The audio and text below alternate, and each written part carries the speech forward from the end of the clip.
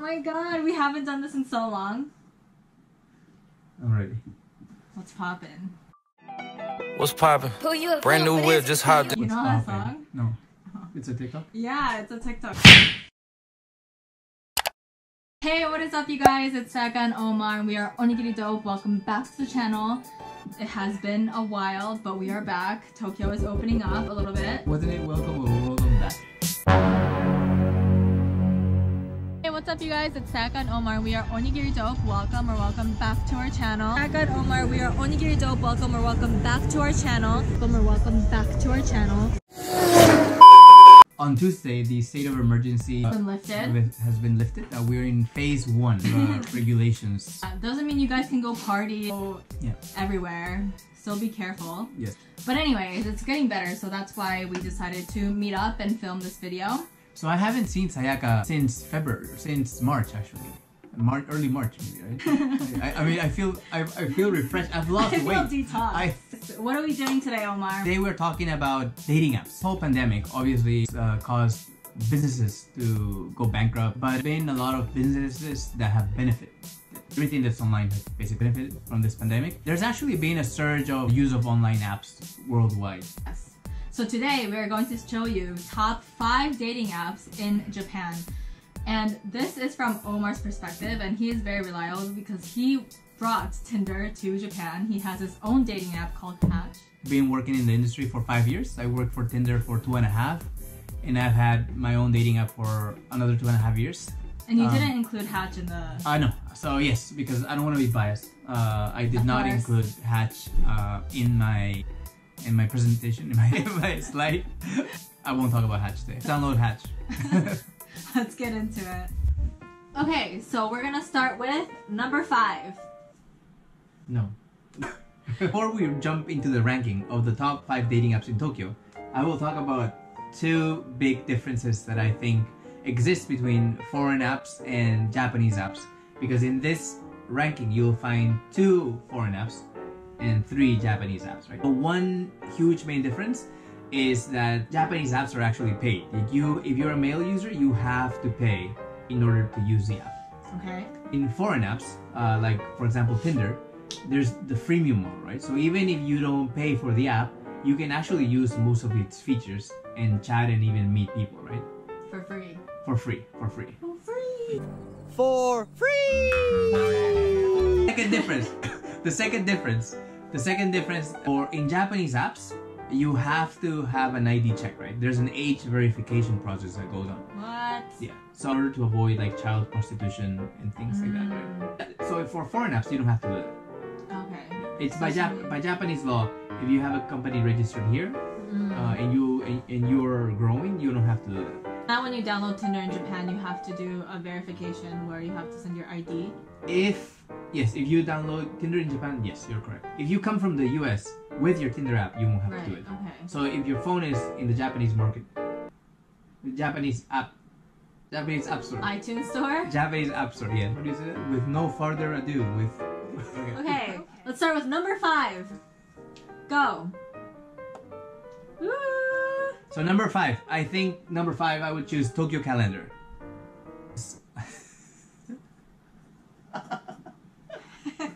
Breathe, Omar, breathe. Okay, so Tokyo Calendar. Okay, so number 5 is Tokyo Calendar. I would compare Tokyo Calendar to what in the US you have, for example, the League and Raya, which are apps for supposedly very, very good looking people or famous celebrities or just rich people in general, right? Tokyo Calendar markets itself to people who are very wealthy or very, very good looking. So to join the app, for example, you turn in your profile and have to be voted in by current users, right? But it's a very shallow app. And in the case of guys, there's a section there to write your salary. And if you want to write that you make over $100,000 in the US, right? Okay. You actually have to turn in your tax returns to be verified. So you have to send them by mail your tax returns, and then they'll give a little check mark saying that this guy actually does make that amount. Verified? Yeah, that amount of money. Ew, so shallow. It's like that. In my experience, the female users in Tokyo Calendar are there to meet the rich guys, right? Gold diggers. Exactly, the gold diggers. Okay, Tokyo Calendar seems very scary to me, but I would be interested to try just to see if I can actually get onto the app. A lot of our friends use Tokyo Calendar, right? Really? Yeah. Oh yeah, true. A lot of our friends use it. My friend Hiromi uses Tokyo Calendar. Shout out. I think, especially for Hiromi, I think she liked the Tokyo Calendar magazine. So Tokyo Calendar is originally a magazine, right? And it promotes really high-end Tokyo life. Yes, Hiromi's not looking for rich guys. Or maybe she is, I don't know. She just likes the high-end Tokyo life. But anyways, yeah. So next, 4th place.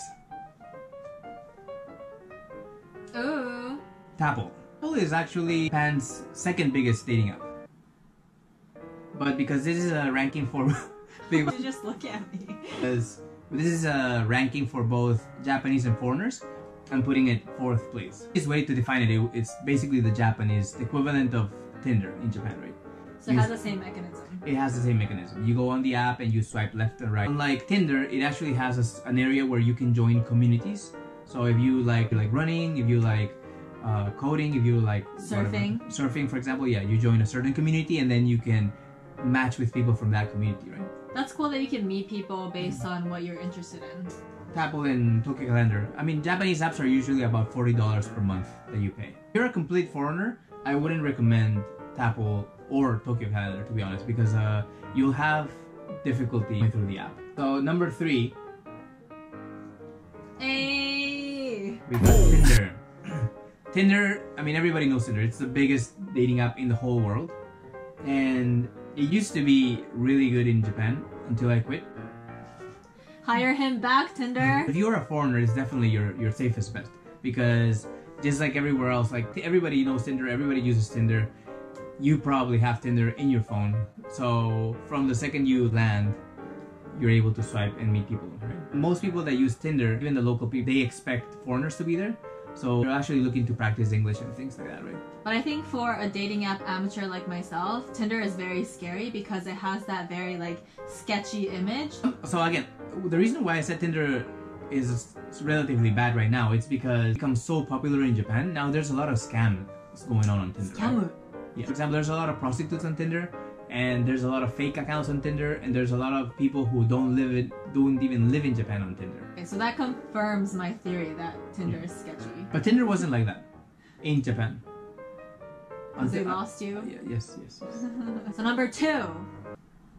Bumble. Number 2 is Bumble. Hello? Hi. I would say Bumble is what Tinder was in Tokyo 4 years ago, right? It's more like an international community, bilinguals who live in Tokyo, right?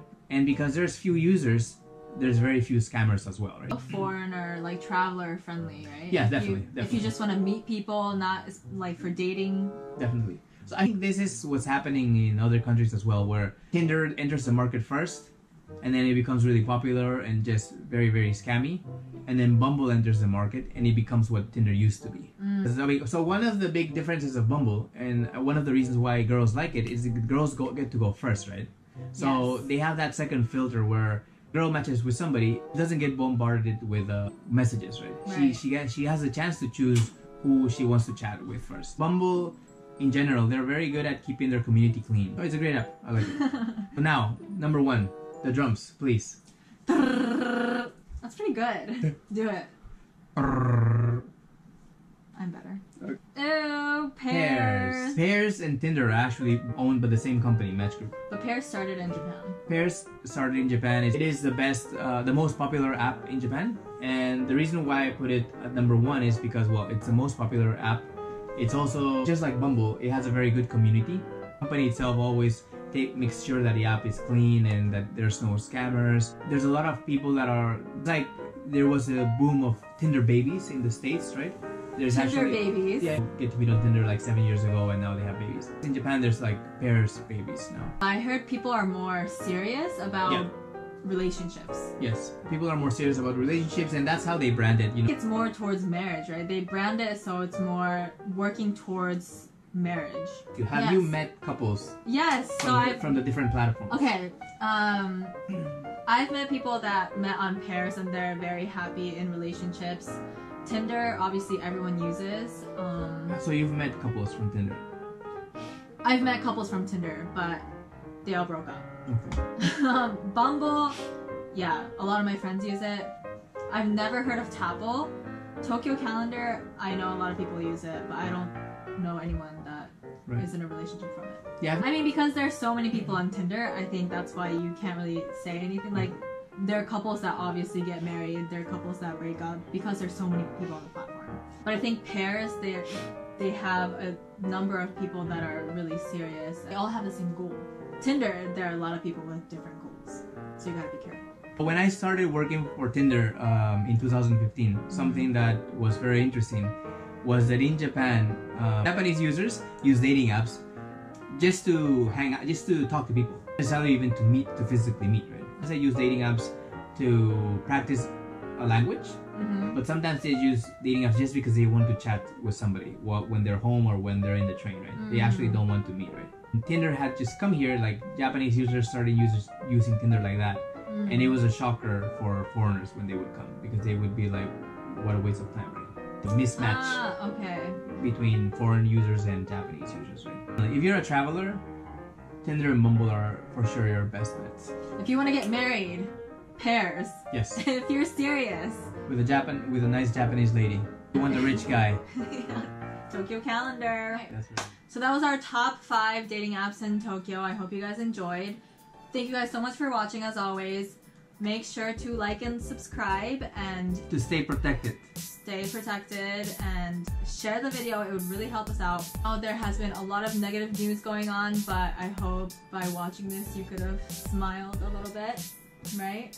And if you're in Japan and feel lonely, now you know what to do. Yeah. Definitely check these dating apps out if you're in Japan. Yeah. See you guys in the next one.